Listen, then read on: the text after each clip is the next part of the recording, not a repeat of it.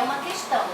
É claro que na contradição, ainda que se tenha garantido o espaço para a participação popular, acaba que esses conselheiros, eles são eleitos por aquele que mais frequenta, o mais está próximo, o mais tem interesse particular em ter uma cadeira nesse conselho, porque o conselho define orçamento. Então, por exemplo, eu estou na cidade de Niterói.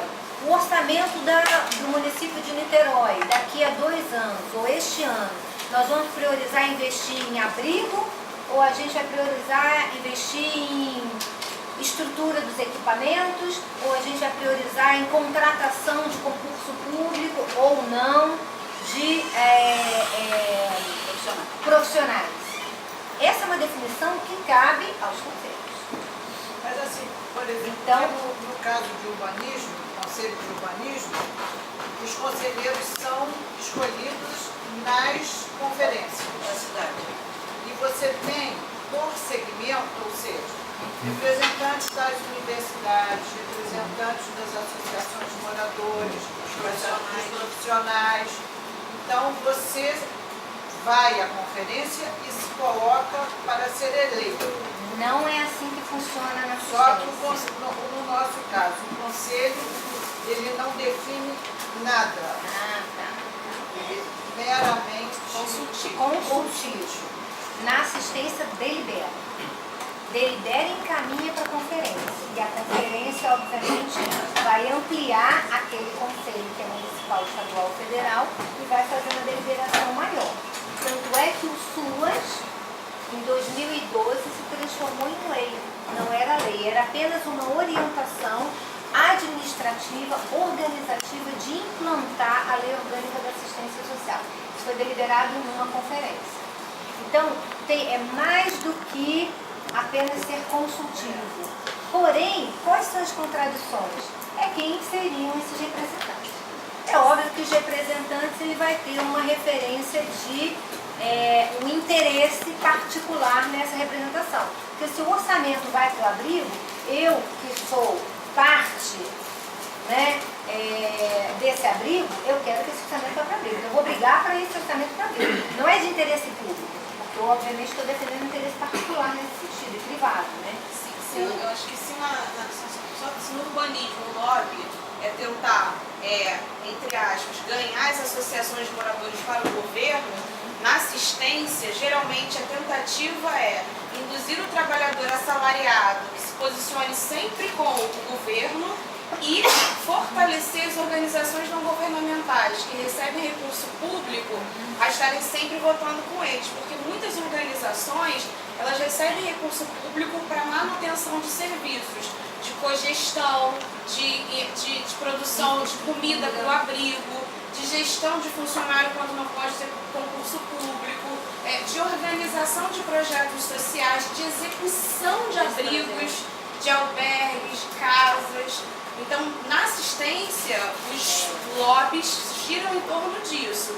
E muitas das vezes de coagir, de induzir que aquele trabalhador seja um representante, mas não represente seus interesses enquanto trabalhador, mas represente o interesse do governo, né? Então, essas são as contradições de cada conselho participativo, que é interessante ser participativo, mas os meandros... Na verdade, tem um elemento que é importante nessa sua fala. Eu vou dar a fala a ele também, que ele perguntou, mas é só para terminar. Tem um elemento importante. Quando a Constituição de 88 passa a existir também uma lei chamada Lei Orgânica da Seguridade Social, da qual a assistência social pertence a essa seguridade social. Tanto... Oi, tudo bem? Tudo bem. Tudo bom? Onde vocês estão vendo, menina? Não tem lugar aí atrás? Lá atrás tem. Lá atrás tem. Por aqui, vai aqui. Na ingerência de uma formação de uma associação de moradores, qual seria o trabalho de vocês? Não, o quê? A organização de uma Na associação de organização, moradores. então, esse é um trabalho que a gente vai trazer todas as questões relacionadas aos direitos sociais. Então, a gente até no final, quando chegar no final, a gente vai entender isso melhor. Esse quadro vai aparecer. Porque a associação de moradores, ela não está descolada da vida social dos sujeitos que vivem nesse lugar. Não é? Então, a compreensão que a gente tem é que tudo que está relacionado à vida social dos sujeitos, para que ele possa se reproduzir em sociedade, viver em sociedade, vai estar relacionado com aquilo que a gente vai tocar. E aí sim, a partir dos direitos sociais, garantir o acesso a esses, educação, escola, moradia, uma série de elementos. Então não é só a parte da regularização, ou a parte legal. A gente vai também ter um olhar mais abrangente para além desse legal. E aí, junto com essa comunidade, tentar identificar as demandas para que a gente possa atuar na especificidade de cada um desses lugares. É claro que tem comunidades e lugares que têm perfil diferente, histórias diferentes, então tem questões diferentes para serem colocadas. E tem o que é comum, digamos assim, a todas elas, né, que são as ausências dos direitos sociais de uma forma geral, ausência de escola, ausência de saúde, né? E aí a gente vai Você só é atuar... ouvido quando você está organizado, né? Você só é ouvido e respeitado quando você está organizado na sua comunidade. Sim, sim. Mas no caso do serviço social a gente também entra, ainda que não esteja organizado. Porque aí a ideia é potencializar esse processo de organização. Esse é um dos trabalhos também do serviço social. Via o quê? Via Estado? Via Estado, via o próprio profissional. Via Estado e via o próprio profissional. A gente vai se articular com o Estado, né? Então a gente cria redes, é como se fosse uma rede. Então, por exemplo, se precisar, a gente vai articular com a Secretaria de Assistência, Secretaria Municipal de Educação, Secretaria de Transporte, vai precisar fazer articulações. E é uma rede necessária para dar conta das demandas que forem surgindo. São várias, né? Agora, cada comunidade vai trazendo a sua. Só para finalizar essa questão da seguridade, te dou também a palavra. A Seguridade Social, quando ela foi criada com a Constituição de 88. Essa lei diz o seguinte: Seguridade Social, eu trouxe aqui, eu vou acelerar. Seguridade Social, ela tá, não dá nem para ver, mas a Seguridade Social é um sistema de proteção social que inclui previdência, saúde e assistência social. Isso é Seguridade Social.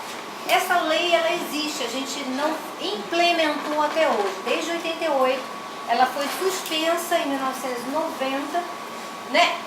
Não, até hoje não foi revogada, porque só revogar é o presidente que revoga, não precisa passar de novo pela Assembleia, ou nada, absolutamente, é apenas revogar, e até hoje a gente não consegue implementar a Seguridade Social, porque o que difere a Seguridade Social dos demais outros direitos é que o orçamento da Seguridade Social é separado desses outros orçamentos, da educação, de outras políticas. Isso confere à Seguridade Social uma outra autonomia. Qual que é a autonomia? O transladar desse orçamento. Não há problema que a Previdência possa ter algum custeio sobre assistência social ou vice-versa. Não há problema, e o orçamento da Previdência Social, ao contrário do que a gente escuta pela mídia, vem crescendo e muito. A saúde também, há um transladar não só da parte do orçamento, como também da parte administrativa. Isso nós não conseguimos implementar, é um processo e é luta. Agora o colega ali queria fazer a primeira. Pode fazer. Você disse que o Pacto são políticas sociais. Governamentais, não são políticas sociais públicas, são governamentais. Não são direitos adquiridos. Não são direitos adquiridos. Pode acabar a qualquer momento. Hoje tem uma outra configuração, não vai acabar imediatamente, não é? Porque tem um impacto social imenso, mas não é direito social. Não é considerado, é um programa de governo, assim como em Niterói, cada município tem programas específicos municipais. Né? Então, Pode informar com o funcionamento do CRAS? Oi? O funcionamento do CRAS É um equipamento social onde tem profissionais não só assistentes sociais, tem educadores sociais que fazem atendimento por área programática de cada município. Então o município ele demarca áreas programáticas que abrangem bairros, localidades, aonde essa abrangência é de responsabilidade de cada CRAS. E aí o CRAS a gente chama que é uma forma de atendimento de atenção básica dentro da assistência social. E existe o CREAS, que é uma especialidade que vai atender questões mais específicas de assistência social relacionada à violação de direitos. Então, o CREAS, ele tem uma configuração que nem todo município tem e nem todo equipamento do CRAS tem um CREAS ao lado, né? Isso depende da distribuição orçamentária de cada município, que se chama orçamento pleno. Só para complementar, né? O CRAS é o equipamento público da assistência. Assim como o hospital executa, por exemplo, a saúde, a escola é um equipamento público que executa política de educação, o CRAS executa política de assistência. Na mesma lógica da hierarquização dos serviços do SUS. Quando você está com uma questão tranquila, mais leve, você vai no posto. A coisa complexificou, você vai numa unidade de uma maior complexidade, um hospital, por exemplo. A lógica da política de assistência é a mesma lógica de hierarquização de serviços de complexidade do SUS. Então, uma família que está tendo alguma dificuldade, tem algum conflito, procura um CRAS. Agora, os vínculos já foram rompidos, tem violação de direito, tem abandono, tem violência. O CREAS vai ser o local de execução desses serviços mais complexos. Então, no CREAS tem atendimento para mulheres vítimas de violência, crianças em situação de trabalho infantil. Então, é uma lógica que acompanhou a lógica de organização do SUS, né, que é um dos sistemas mais avançados que se tem no mundo, com todos os problemas.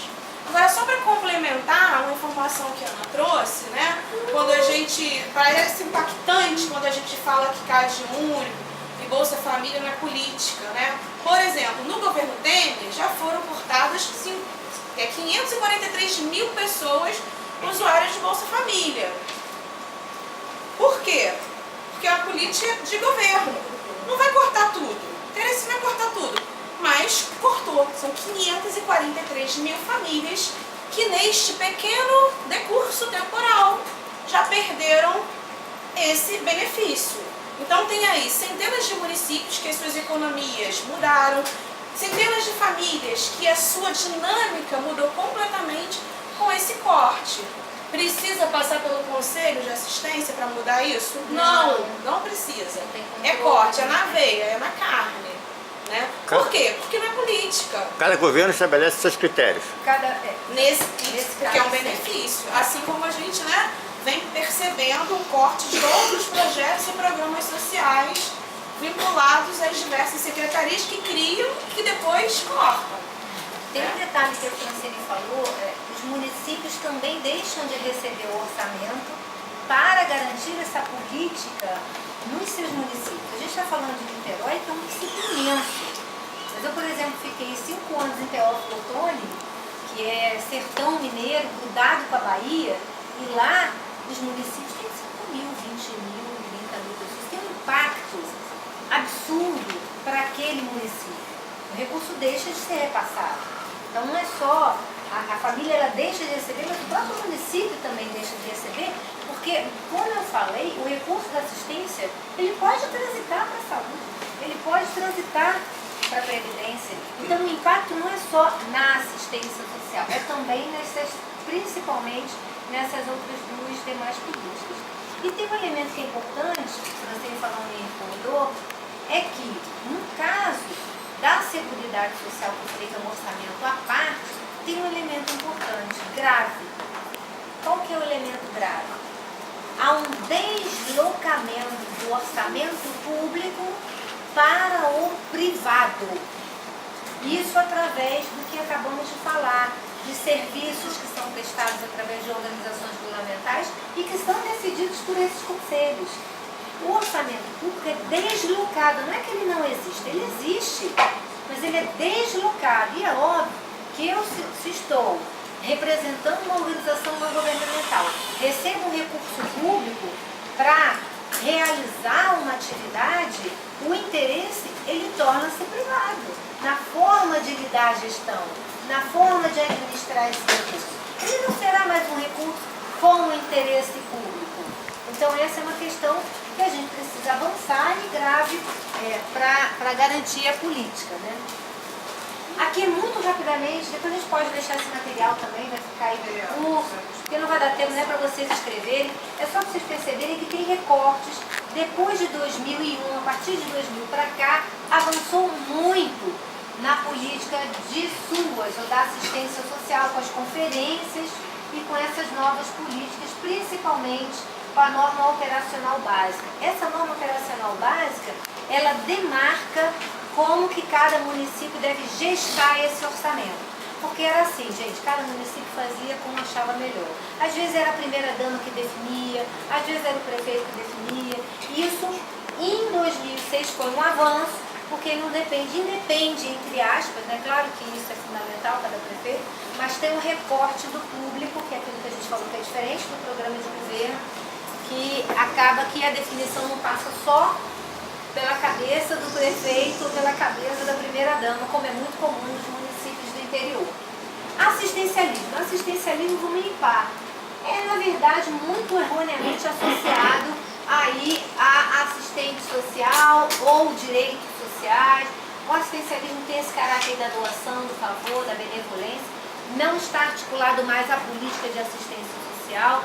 Muitas prefeituras ainda trabalham com essa perspectiva da assistência. Era muito comum a famosa cesta básica, é muito comum essa cesta básica em troca de voto. Então a gente vai rompendo, continua, né? Mas a gente vai rompendo com essa lógica de tentar entender que não é um direito. Ou seja, o que interessa aqui como resumo? A gente entender que política social pública é um direito. Programas, né, como a gente falou agora, benefícios. E aí, obviamente, outros benefícios também que podem aparecer dependendo de cada governo, né? Do que sai da cachola de cada um deles. É um direito. Pode falar. Pode ser